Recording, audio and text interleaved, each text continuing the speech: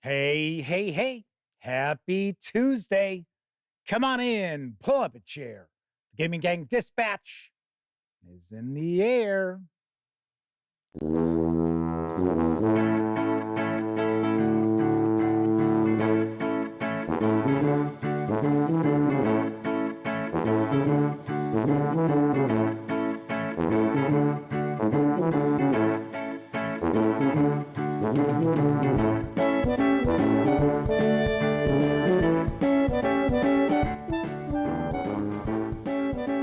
Howdy, gang, and welcome once again to the Duct Tape Studios.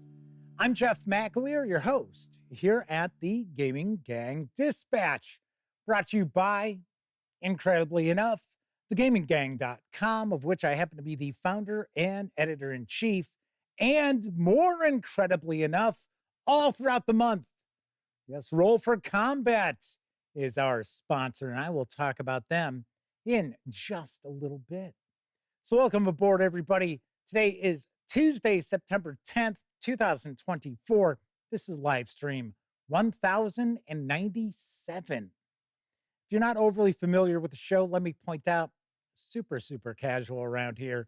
Just hanging out, talking about the latest in tabletop gaming news.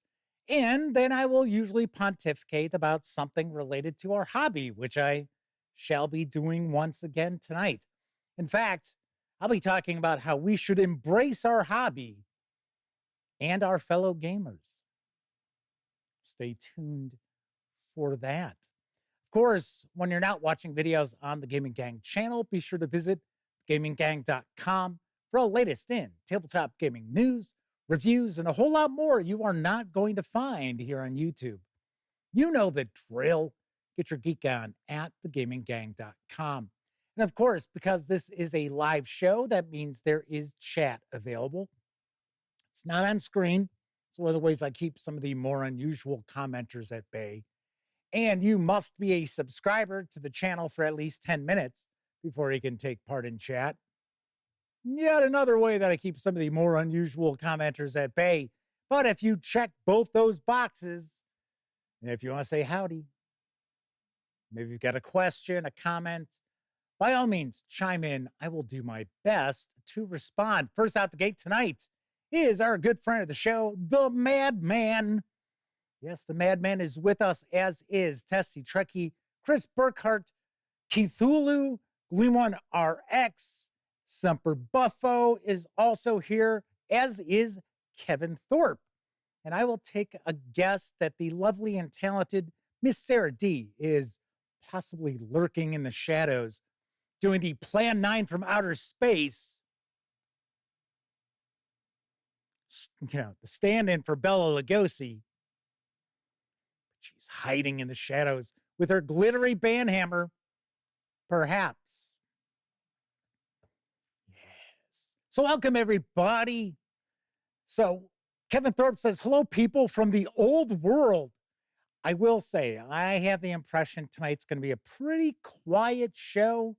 What with the presidential debate taking place in about 55 minutes or so. So I will try to do a quick show tonight so that most of you who are interested in checking that out can go check it out. I plan on watching it. I will. I'm going to watch it. If I happen to run longer than 8 p.m. Central, then I'll wait till it's over and then catch it later on, through YouTube or somewhere else. So that is my game plan. Anyway, as I mentioned, Roll for Combat is our sponsor all throughout the month. That's right. They've got a new Battle Zoo Bestiary that is up for crowdfunding. That is right. And let's take a quick look at the video for Elemental Storm. Listen up, Dungeon Masters. Your players are falling asleep at the table. What? Your wizard is going to use catapult to throw rocks at a monster again? How about instead of that, the wizard covers their body in rocks and hurls themselves? Now you're thinking like a badass using Battle Zoo Bestiary, Elemental Storm. Filled with over 150 innovative elemental monsters, new elemental spells, and the monster parts system, allowing you to craft weapons, armor, and magic items from the creatures you slay, infusing elemental magic into them with 20 unique elements. Sure, there's classics like air, earth, fire, and water, but there's even weirder elements like music, space, and time. Doctor Who, Doctor You. Wait, I'm a player, not a dungeon master. Why should I give a Well, Yahtzee, how about a brand new character archetype, the Monster Hunter? Climb on creatures, target specific body parts, and weaken them. Or just grab a small monster and use their attacks against the big one. Ooh, you sold me at big ones. Best of all, this archetype can fit along any class. Fighter Monster Hunter? Duh. Monk Monster Hunter? Sure. Wizard Monster Hunter? Well, it'll set the difficulty up, but go right ahead. Elemental Storm is filled with over 250 pages packed with stunning illustrations, detailed rules on the monster parts system, and so much more for your Pathfinder 2e and D&D 5th edition games. Click on the link below or head on over to kickstarter.rollforcombat.com to secure your copy of Battlezoo Bestiary Elemental Storm today, and turn your table from slow and crunchy to fast and furious. Battlezoo Bestiary Elemental Storm is a 250 plus page tome that brings hundreds of new monsters and monster slaying options to 5e Dungeons and Dragons and Pathfinder 2nd edition. That's right, there's over 170 innovative and award-winning elemental monsters. Now, of course, this Kickstarter funded within its first few moments, so you can reserve a copy of the hardcover in the flavor of your choice, 5e or Pathfinder, for a $60 pledge, or you can just score the PDF alone for a $30 pledge through October 8th. Expected delivery on the books is going to be next spring. I also have to point out that I really, really dig the fact that the artwork looks pretty damn sharp. Pretty damn sharp. Don't cut yourself on any of it. It does look really good. So I know there were a couple of people who took umbrage to the artwork when I did my review of the Jewel, or I shouldn't say it's Jewel of the Indigo Isles. Said it was a little too cartoonish. That does not look to be the case as far as Elemental Storm. And yes, of course, I have been sworn to secrecy by Steven from Roll for Combat, who is in chat. So he's watching. I'd love to show you what's inside here, but I can't. Steven will string me up. So there is that. Agile Monk and Mazalan are with us in chat. Welcome to you both. All righty, so shall we move on to the news for the night? I think so, because landing in stores in October is the Electric State role-playing game. I've got the skinny from Free League Publishing. It's a road trip on the verge of reality. The Electric State role-playing game is based on the narrative art book The Electric State by acclaimed visual artist and author Simon Stollenhag. I don't know if I pronounce that correctly or not. I think I'm close. Which is being adapted into a major motion picture by the Russo brothers, starring Millie Bobby Brown, Chris Pratt, and yours truly. Yes, I am in it. Nah, I'm bullshitting you. I'm not in it. It's Millie Bobby Brown and Chris Pratt. This game is about a group of travelers heading out on a journey through a strange America in an alternate 1997. The ruins of gigantic battle drones litter the countryside, heaped together with the discarded trash of a high-tech consumerist society in decline. The game is not about the goal, but the journey, what the characters experience along the way and how it changes them. This is a game of exploration, of finding out who you are, who your friends are, and what you are willing to do when the world collapses around you. The hardcover is going to arrive in stores on October 1st. I know there have been some distributors saying it's hitting stores October 4th. That is not the case. It is going to hit stores on October 1st. It's going to carry an MSRP of $49.99. My assumption is because it's from Free League Publishing, you will also get the PDF along with that. I also have to assume the PDF should be around $24.99 when it arrives. And of course, that'll be at Drive-Thru RPG. Tessie Trekkie says the Electric State is deeply, deeply weird and wonderful. I have touched base with the new, the PR company is not new, but Free League Publishing is now working with them. So I have touched base with my contact there, and I have requested a review copy for the Electric State. So we shall see. We shall see what's going on. I am curious about this. I'm also curious as far as the book itself, because from what I have kind of heard through the grapevine, the preview that went out to backers with artwork only has about 100 pages. $49.99 for a 100-page role-playing game book. It's kind of pricey. That drone pilot looks bizarre, too. In fact, as the images were rotating through, that popped up, and I paused for a second. I was like, wait a second. Is that from something else? I'm like, oh, no. Yeah, that's correct. It's a correct image. I'm supposed to be sharing that. Very nice. Very nice. But the artwork is so cool. So cool. I do get the feeling that this might have a darker tone than, say, Tales from the Loop. Maybe kind of dark like Things from the Flood. Because if you recall, Things from the Flood is the follow-up to Tales from the Loop, and it takes place in the 90s. And the characters can die. So in Tales from the Loop, it is frowned upon highly that any of the kids get killed in any adventure. But then Things from the Flood, it's sort of like, oh yeah, take the gloves off. You can take them out. Tessie Trekkie says final PDF is 236 pages. Very nice. Now I have no qualms. So we are cool as far as that goes. James Venabush and Connor Dunning are joining us in chat. Welcome aboard to you both. Let's move on to our next news piece, because next week is going to see the arrival of the Tales of the Valiant Monster Vault pawn set. I've got the latest from Kobold Press. Bring 300 monsters of all sizes and over 400 pawns in total to your fantasy role-playing adventuring. Monster Vault Pawns features 300 foes from tiny to huge, pulled straight from the pages of the Tales of the Valiant Monster Vault and ready to drop into your next game.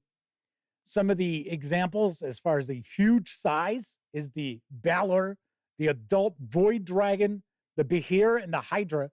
Large are the Aboleth, Chimera, Lamia, and Ogre. Medium size, such as the Basilisk, Azer, Grimlock, and Sea Hag.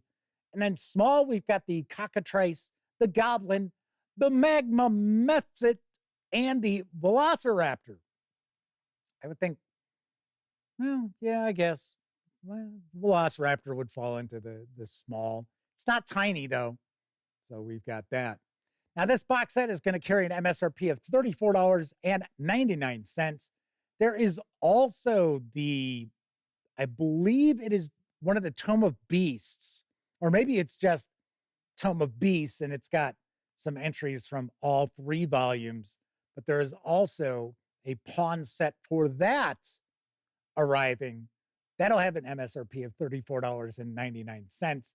Both of those are slated to arrive in stores on the 19th. Nice. Very cool. Gleamon RX said, well, Jeff, you did tell Free League to focus on quality over quantity. I didn't mean quantity of pages. I meant don't be spreading yourself so thin by jumping on board with everything. Keldon is with us in chat. Welcome. All right, moving right along. Now available in print and PDF from Exalted Funeral and Tiger Wizard is Dungeon Cats. And here's the scoop. Delve into lush, carpeted dungeons and seek to vanquish giant rats, demonic dog spawn, and the half-full food bowl. Fight with claws, purrs, and amazing advanced reflexes for the treasures contained within. Should you push forward? The answer is always yes. Forward to adventure, forward to unknown treasure. Unless you only have a few lives left. If that happens, let's all just go home and take a nap. Dungeon Cats is a rules-light tabletop role-playing game for 3 to 6 players. You'll pretend to be cats and explore dungeons, fighting vile creatures to gain treasure. Dungeon Cats can be played in under an hour. It's intended to be a casual introduction to the tabletop role-playing game hobby. Dungeon Cats is a 20-page full-color cover, black and white interior, postcard-sized booklet. It's an A6 with nearly everything you need to play. In addition to the booklet, you're going to need a few dice, a few pencils, and hopefully a few friends. The 20-page postcard-sized booklet and PDF are available over at Exalted Funeral for an MSRP of $12. And I actually have a copy of it. So I happen to have placed my order for Mouse Ritter, or as I like to say, Mouserita. So I thought to myself, well, it's free shipping on a $100 order.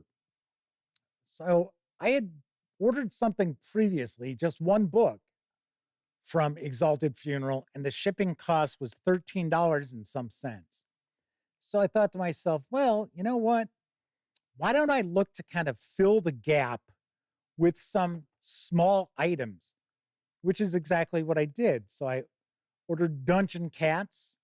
I got The Village and the Witch. I got Forsaken, which I did a news piece of a couple of weeks ago. And then I got the dinged and banged up copy of the reference booklet for Old School Essentials Advanced Fantasy. And I got to be honest, there's a couple of little dings on the cover, but no big deal. And I think this is all of like $4 for that. So we'll be taking a look at some of this stuff. Probably not the reference booklet, but Forsaken and The Village and the Witch, and Dungeon Cats, and of course, Mouserita. And no, I'm not going to call that by that name when I do the video. I might do it once, but that'll be about it. Moving right along. The BX Advanced Bestiary Volume 2 is now available in print and PDF from Third Kingdom Games. And here's the lowdown. This book takes the monster entries from E through K in the Old School Essentials Classic book and expands upon them with new rules, variants, and monsters based upon that theme. This is available as a PDF, a print-on-demand, soft, and hardcover. And if you go to the author's website, you can actually order it as an offset book. From Ifrit to Killer Bee, this book takes a look at each monster from Old School Essentials / BX, examines alternate rules and options, provides some suggestions for variants as well as magical items that can be created from the creature's remains, and introduces 3 to 4 new monsters per category based on the monster's theme. This book also includes 2 playable race as class options. The Awakened Giant Ferret, yes, you heard that correctly, and Loxin, Psionic Elephant Folk. New spells, a brief introduction to psionics, and more. This 137-page hardcover carries an MSRP of $23.95. You can get the soft cover for an MSRP of $18.95.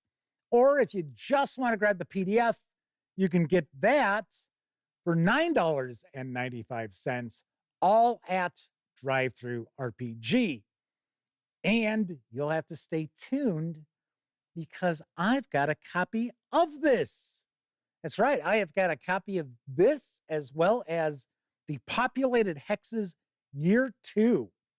So I am going to hold off until next month because remember, it's going to be an old school October.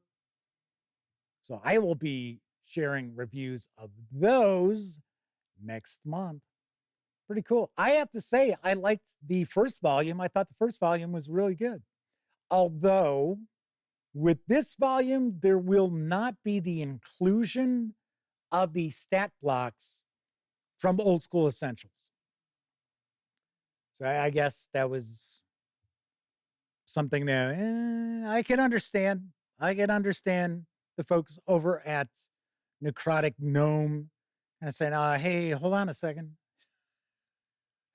Why are you putting our stat block of our monsters in your book? Although the reality is it's basic expert anyway. So come on.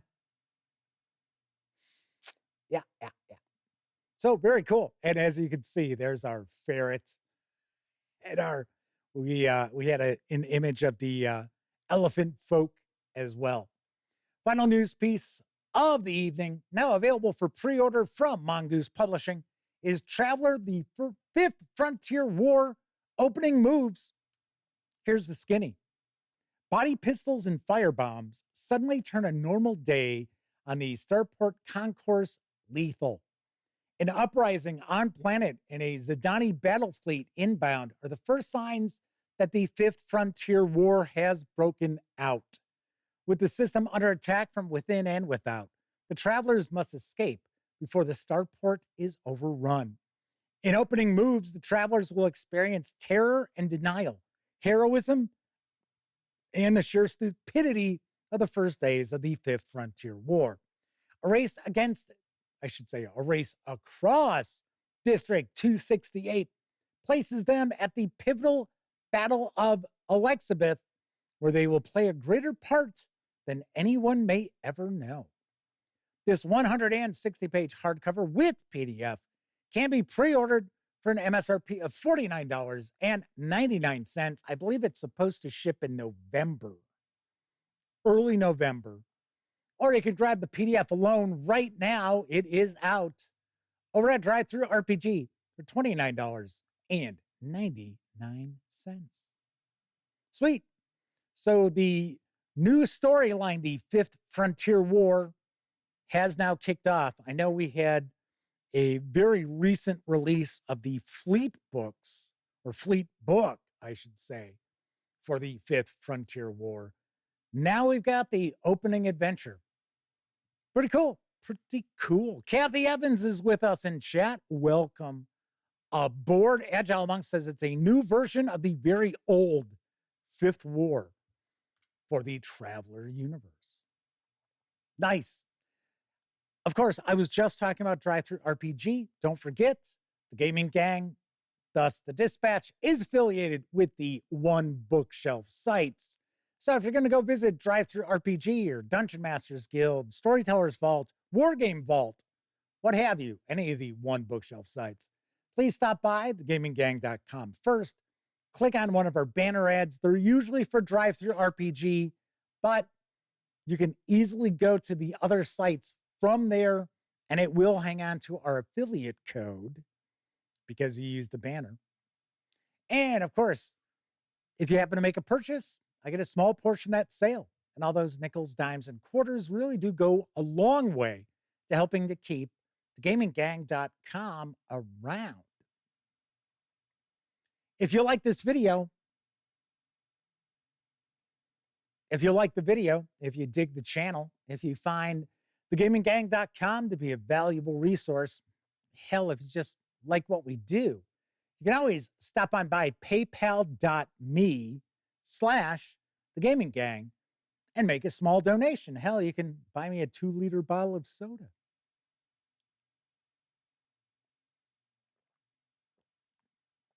that hits the spot. And there are some of you out there who visit paypal.me/thegaminggang and make not small donations, such as our friends, the Madman, Agile Monk, Kevin King, Joshua Edwards, and more. But regardless, thank you very much. If you happen to use the banner ads or stop by paypal.me, it is certainly appreciated. And of course, if you're unable to do either of those, by all means, you can certainly help the channel and this video and commenting on the video as well, because that's what YouTube likes to see. They like to see engagement. So, and of course, tell your friends about thegaminggang.com and the Gaming Gang YouTube channel. Yay! So tonight, I am going to discuss embracing our hobby, as well as our fellow gamers. I know it's like a kumbaya kind of video. Sort of, yeah, kind of. I'm not going to get a tambourine out and be like, anything like that. But that is going to be our topic for tonight. But first, I think it's time for a brief intermission. It's intermission time, folks. Time out for a delicious snack in our sparkling refreshment building. Every item a fresh, appetizing taste treat.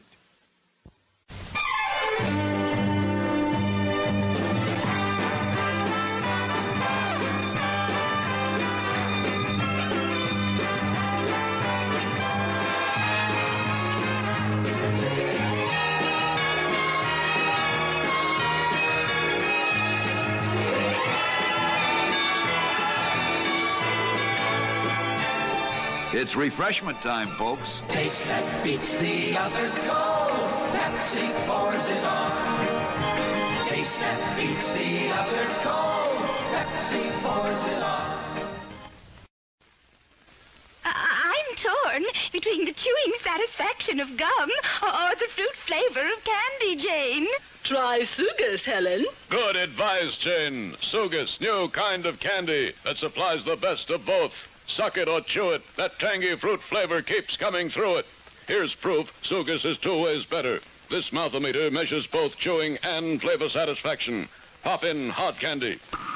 Okay on flavor, but ho-hum on chewiness. Use chewing gum. Up to la-di-da on chewiness, but on flavor. Now, new Sugus. All the way to rickety-tick on chewiness and cat's pajamas on flavor. Proof new Sugus has the best of both. Turn off the machine, Sid. Get Sugus, orange, lemon, cherry, raspberry flavors, nickel pack or jumbo sack. Sugus spelled S-U-G. Sid, turn it off, U-S! Anybody who doesn't drink Wilkins coffee ought to be tarred and feathered, right? Wrong. He always was a bad sport. This is the dawning of the Age of Colossus. Ladies and gentlemen, I'm Dr. Chance Forbin. In a few moments, Colossus will address us directly. This is the voice of world control. I bring you peace. It may be the peace of plenty and content, or the peace of unburied death. The choice is yours. Obey me and live, or disobey and die. The frightening story of the day man built himself out of existence. Colossus, the Forbin Project.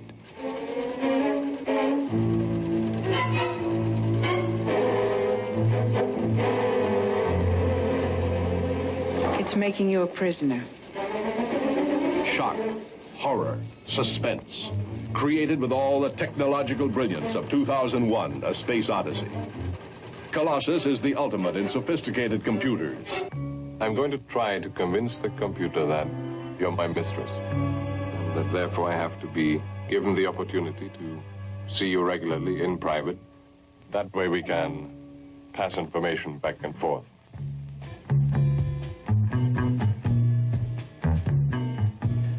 Four times a week.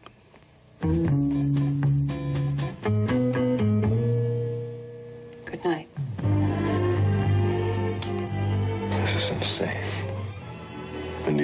be able to attempt the Omanov. Colossus sees all, senses all, knows all, controls all armaments and all defenses.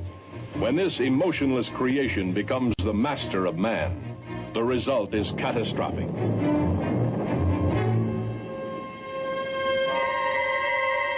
The Supreme Council of the USSR has ordered, as of 2300 hours Moscow time tomorrow, the activation of an electronic brain exactly like ours, which they call God. They built Colossus, supercomputer with a mind of its own. Then they had to fight it for the world. The missile has just been launched. It is heading towards the Sayan-Sibirsk oil complex. Guardian has retaliated. Retaliated? It may be too late, sir. Oh, my God.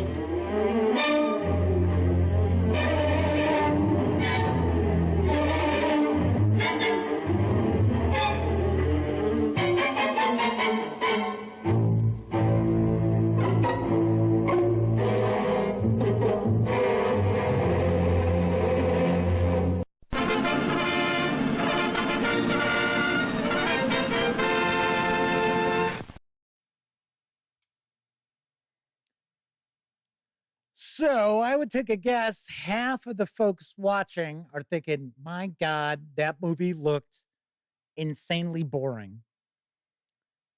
And others are thinking, wow, you know what? That looked really interesting.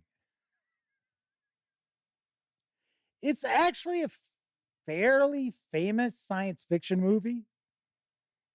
I have seen it. It is relatively slow moving, but it comes from that period of the late 1960s, early 1970s, where science fiction films were trying to say something. Now, they weren't all trying to say the same thing, but this is actually a pretty damn interesting movie. I have seen it, yes. Gleeman RX asks, Sugas, are those basically now and laters? I think they're closer to Starburst. They don't actually make them in the U.S. Well, I think they make them in the U.S. They don't sell them in the U.S. I think that candy is still made. I think you can even order it from Amazon. I have never had one. So, but I do understand they used to be pretty big size, and now they're about half the size of a Starburst. So there you go. There you go. Mazalon says, count me in the interested category. Sean O'Donnell's with us, says, so modern audiences couldn't muster the patience for that movie? No, not at all. Just like classic movie, Silent Running. I know of some younger folks who have seen that, who just were like, that movie was the most boring movie they ever saw. And I was like, it's not that bad. Pretty good. Special effects are excellent for the time. Chris Lundgren's with us in chat. So is Synth Weasel JW popping on in for the first time live. Very nice. They appreciate the positivity. Well, that's going to end right now.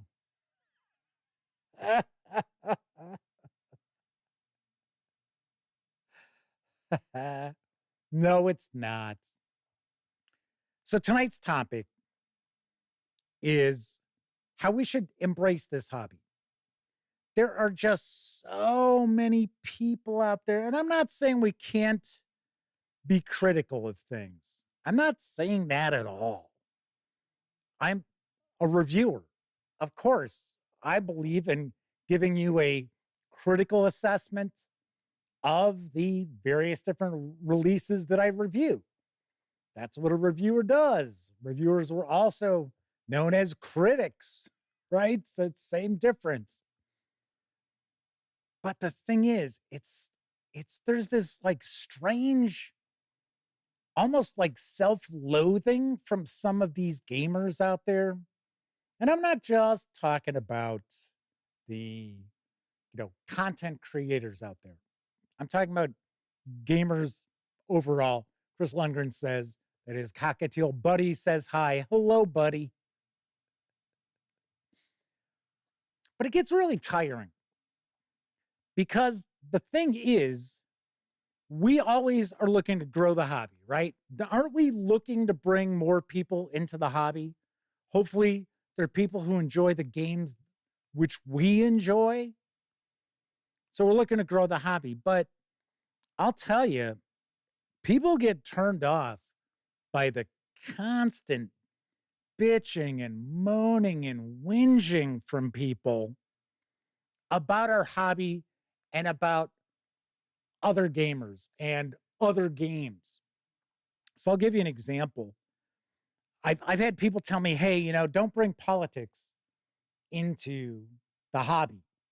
Like, I've got the video that's been out there for over a year about the OSR, and is it filled with right-wing extremists? You'd be amazed how many right-wing extremists reply and comment on that video.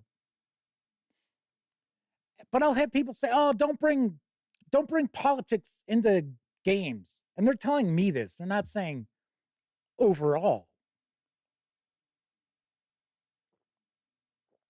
And I'll be goddamned if they are not the first person that sit there and be like, oh, Dungeons and Dragons, it's all woke now. Chaosium, they're woke. Free League Publishing, they're too woke now. Same people are like, oh, I don't want politics in my hobby, which I don't blame you. I mean, the reality is, you know, come on. You know, it gets kind of old. And, you know, I see where some people are coming from when they complain about Wizards of the Coast, right?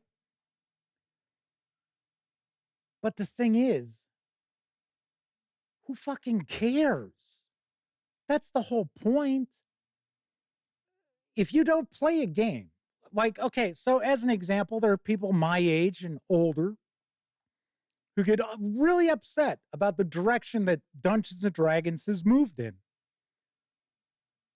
from 5th edition, right? Okay, so I don't know if they had a beef with 4th edition. I would think they would. They probably had a beef since 3rd edition. And they get all bent out of shape, and to make sure you're aware of how bent out of shape they are about 5e D&D and now the 5.5 D&D. But the thing is, they don't play it. So who cares? That's what I don't get. And I'm not just talking about 5e Dungeons and Dragons. I'm talking about any game, right? So as an example, Vampire the Masquerade, the one that came out from, who was it? Who had it first? I'm trying to remember. It was Ulysses Spiel, I think, if I remember correctly. And then it went to Renegade Game Studios. Well, you know the story with Renegade Game Studios and I don't cover them anymore.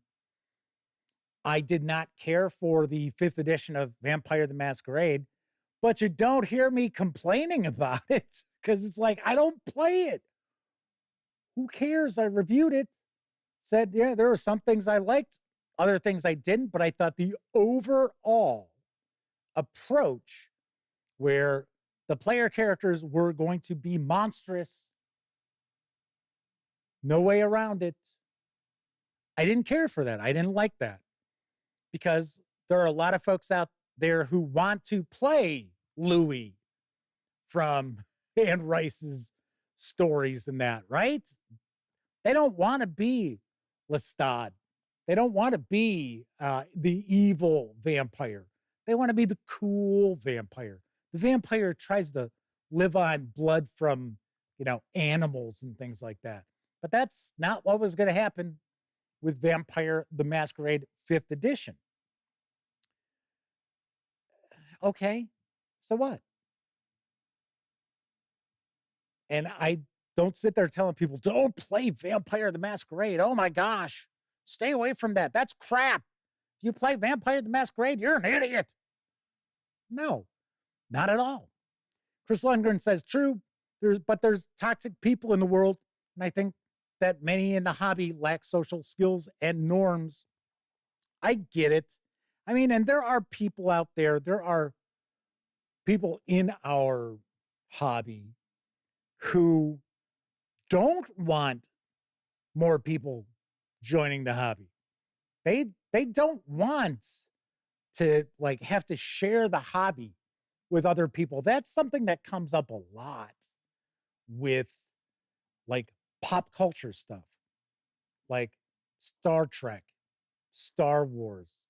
Oh, you're new into Star Trek. Oh, you started watching Star Trek because of Discovery. You're not really a Star Trek fan. It's like, okay, I guess. But once again, who cares? So that's what throws me off a lot, because when I started playing these games in the late 1970s, early 1980s, when I first went to high school, I was like, man, I wish there were more people who liked this stuff. I mean, granted, I lucked out. I went to a big high school and it was in Chicago. So I lived in a major metropolis. So we were able to find people to play the various games that we liked or were interested in or were introduced to new things. But we always were like, oh, you play this? Oh my gosh. Oh, you actually know what Dungeons and Dragons is? Holy cow. You know what Call of Cthulhu is? Do you want to join us? You know, that kind of stuff.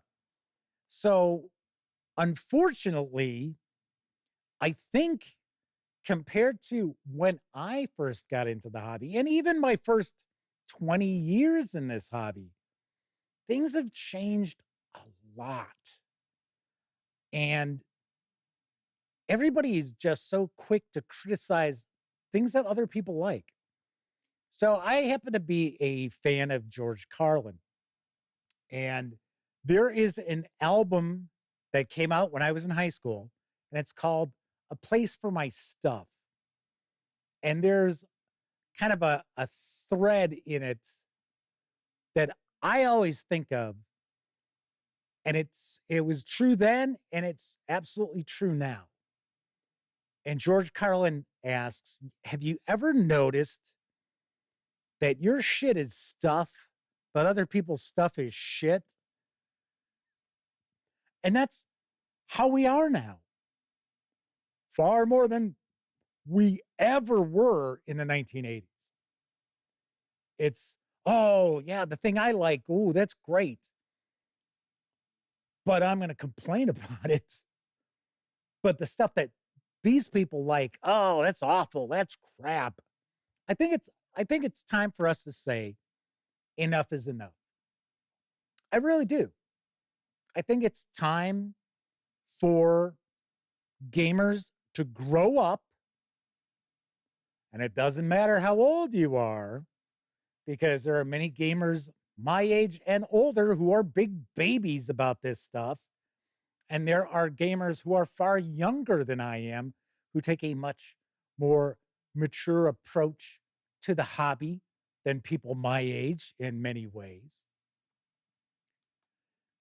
But I do think that this hobby has been around long enough that if you are not a child playing games, you should act appropriately. It's kind of how I see it. Michael Burrell is with us in chat. Kevin R. Smith has popped on in, yes, pointing out the character of the tragic vampire. Kevin R. Smith. Why am I stumbling over words today? There is nothing in this.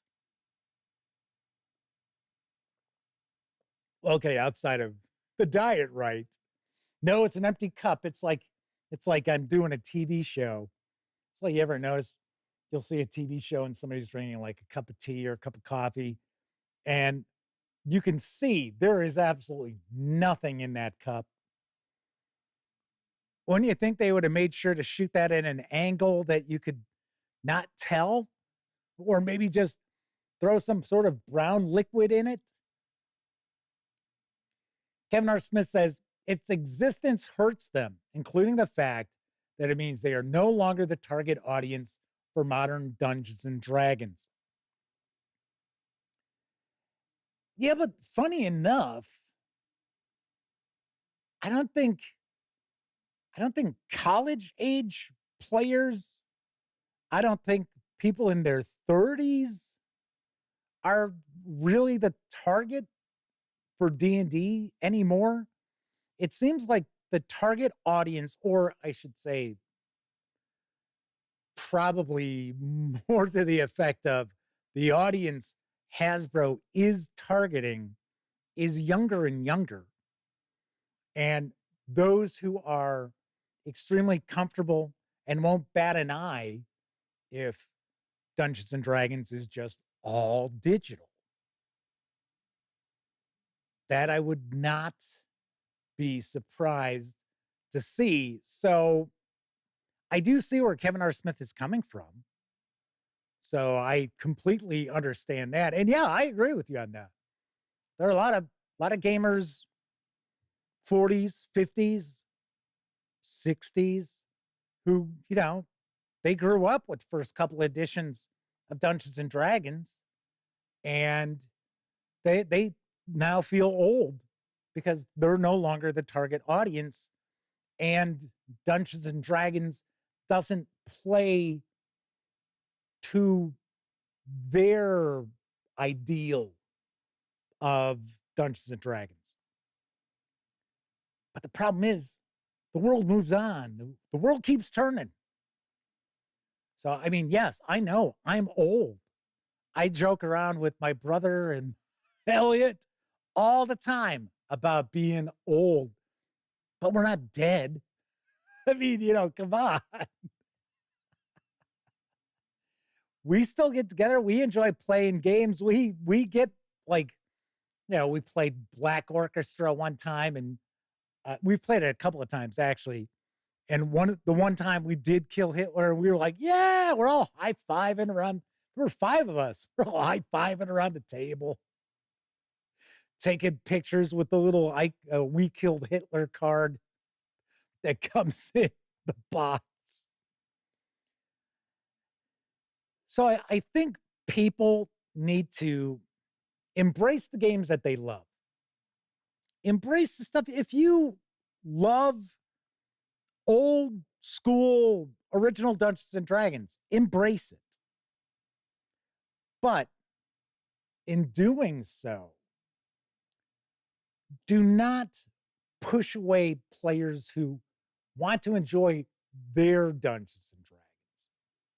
Embrace them, welcome them into the hobby, because the thing is, like many people out there who start off with Dungeons and Dragons, they may move on to something else. They may say, hey, you know what? I like horror movies. I read some of that H.P. Lovenut guy, and that Call of Cthulhu, man, that looks like a good game. Right? Or they might be like, hey, yeah, you know, I really like Dungeons and Dragons, but I mean, sometimes it's kind of silly and there's not enough action. And no, I'm not really into a family simulator, a fantasy family simulator. Maybe they get turned on to something like Castles and Crusades. Or somebody says, hey, you know what? I love Star Trek.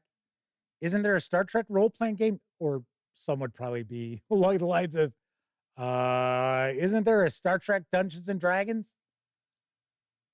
Why, yes. Yes, there is. So embracing other gamers who may not be aware of what you love in the hobby, or maybe they are aware of it and they're just not into it, is going to go a long, long way to making sure that we continue to have a relatively healthy hobby. Got to keep in mind, tabletop gaming is not doing great. It's not doing terribly, but it is not doing great because, sadly, A lot of publishers out there said during the COVID lockdown, thinking, wow, man, look at this. It's like we're printing money. It's like, well, there isn't a lockdown anymore. And it was funny. I actually talked to a couple of smaller publishers at Gen Con, and they had told me straight to my face how surprised they were to see how much of a downturn their sales had taken. I was like, really? You didn't? I mean, I wasn't like in their face saying, seriously? What are you, nuts? No, but I sat there thinking to myself, how could you not see that happening? It was a lockdown. People were stuck in their houses, or people were not going out and about for their entertainment. Maybe they would go to a friend's house or family member's house, and they were getting together and they were playing games. But of course, once the COVID's not gone, but once we got out of the pandemic, of course, things were going to take a change and, take a downturn as far as the sales. Delirious 2022 popped on in. I believe this might be a first-time visit in chat. I don't recognize that nickname. Said it's just gamers yelling at clouds. Well, if it was just people yelling at clouds, I wouldn't concern myself. But there are people out there who are so negative, and they're from this hobby, and they're so negative towards everybody else in the hobby, where they are literally, and I do know how to use that word, driving people away from this hobby. I have received emails from people talking about how they have felt unwelcome trying to get on board in this hobby. And that's a sad thing. That is a very sad thing. So Trinerios is with us, says, I just arrived and I concur. I have no more context, but yes, people should not be childish in general, right? I've witnessed too much unnecessary and related drama over my years as a game master or a player. Thankfully, we don't, at least at my game table, we don't encounter that. Very, very rarely. Now, I will say sometimes running a role-playing game, if my brother is playing, he tends to kind of try, like, I don't mean try. He's always like, well, I don't know if we should do that. Well, I don't know about that. It's like, hey, you do realize that this isn't really happening. This is just a fictional character. It's not you. Forple Bite is with us as well in chat. So, Cleveland RX, Masrita! Chris Lundgren says, Jeff, we grown-yards are not dead. We are the undead. Let's see. Daryl Arrett is with us. Good to see you once again. Said that they dreamt of having virtual tabletops in the 80s. Now it's here, and I don't care. It's the end of the world as we know it. And I feel fine. Kelvin says they think 18 to 35 is always key demographic in most businesses, unless you are selling luxury vehicles. Then that is absolutely not your key demographic.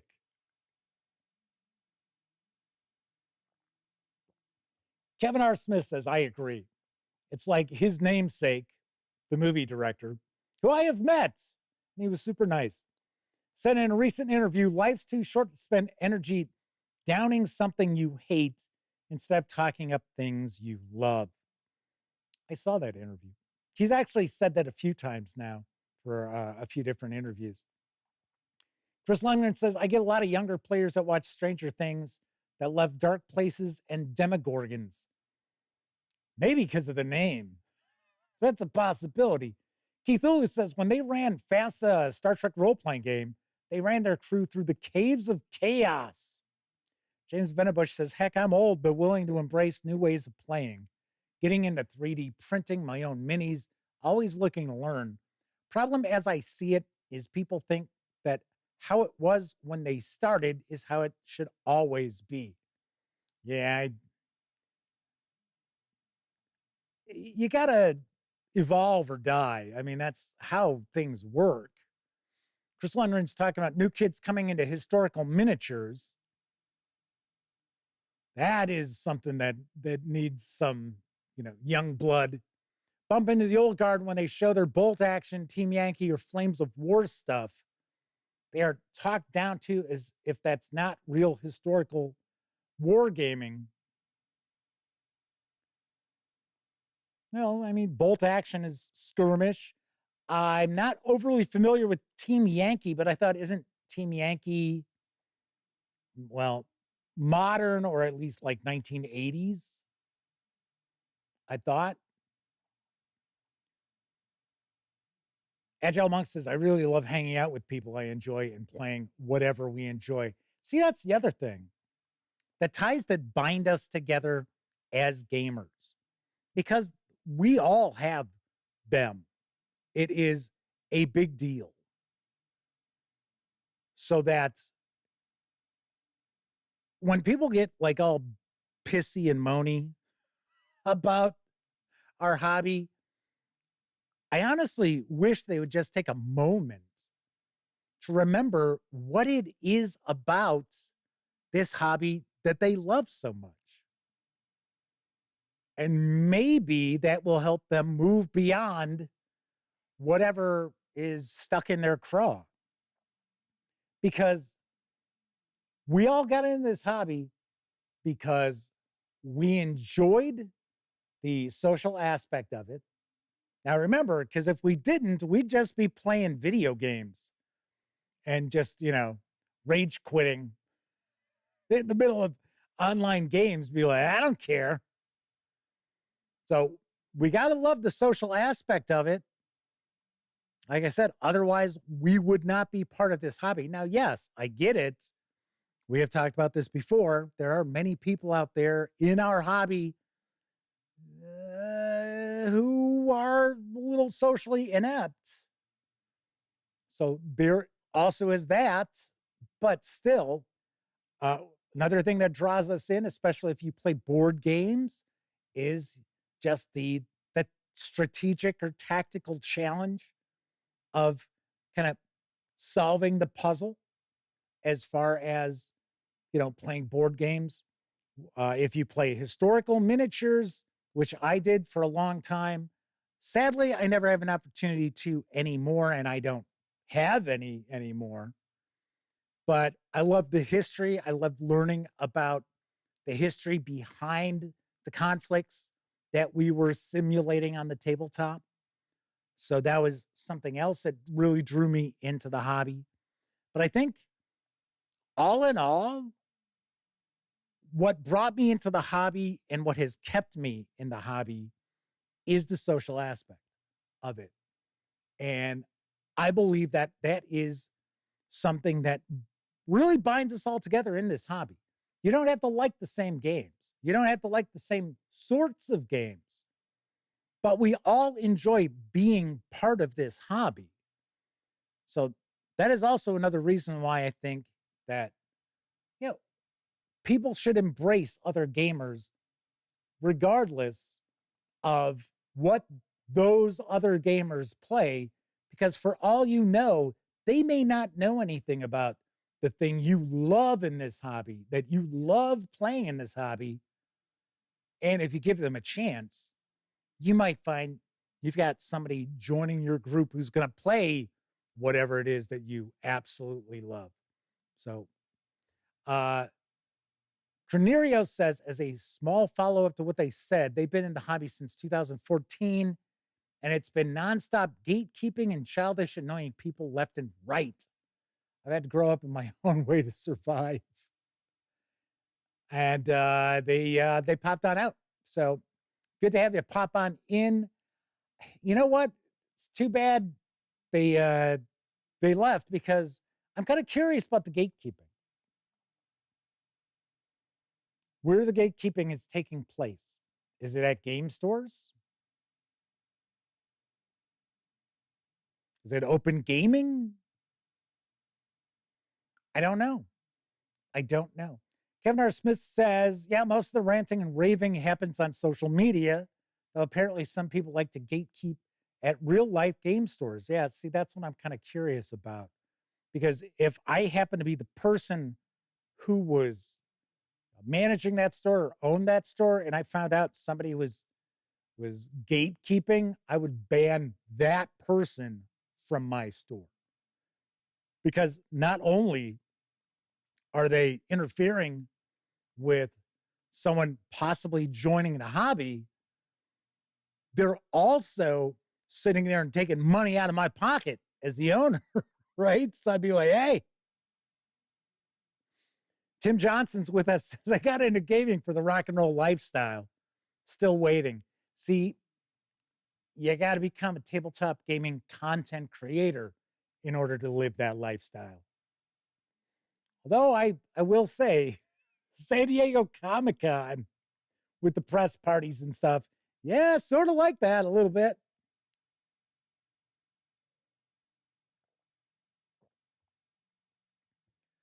All right. Chris Lundgren says they see it at conventions. Yeah, see, I actually don't. I'm kind of curious. At conventions, are we talking about large conventions, or are we talking about just a few hundred people weekend over at the Holiday Inn sort of thing? So, I don't know. But yes, I am sure there's gatekeeping going on as far as people would like to learn more about the hobby. And that's why it really goes a long way if people like those of you in chat, myself, try to be ambassadors to the hobby and, welcome people aboard. If, I say it all the time. If you and your group, you can play whatever you want around your table, as long as nobody gets an eye poked out, nobody gets their feelings hurt. Whatever you enjoy, go ahead and enjoy it.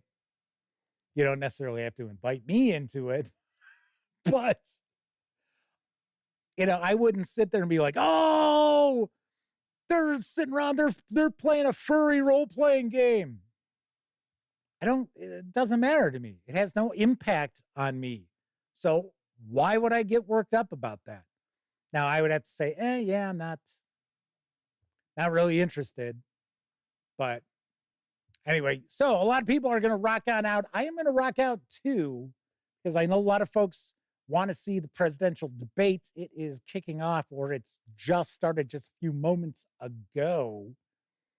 So I am going to wrap up a little early, as far as, normally we do about 90 minutes lately.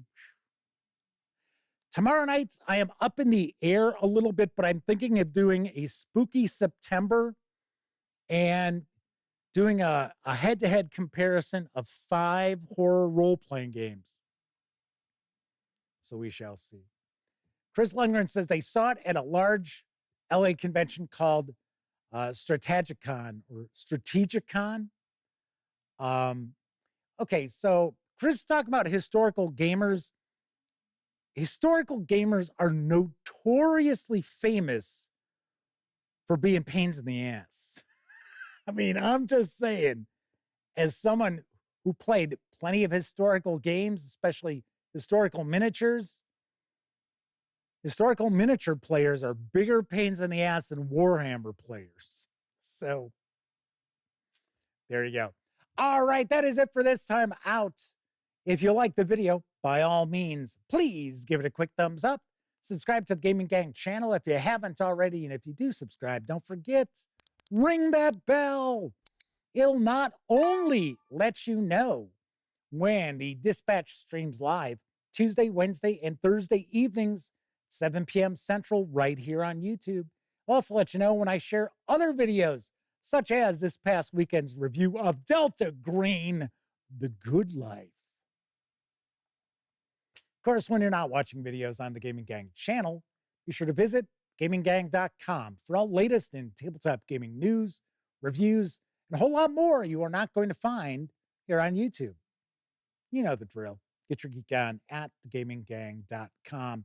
If you watch live, thank you very much. If you watched live and took part in chat, big tip of the cap to you, because not only were you keeping me company, you were keeping each other company too.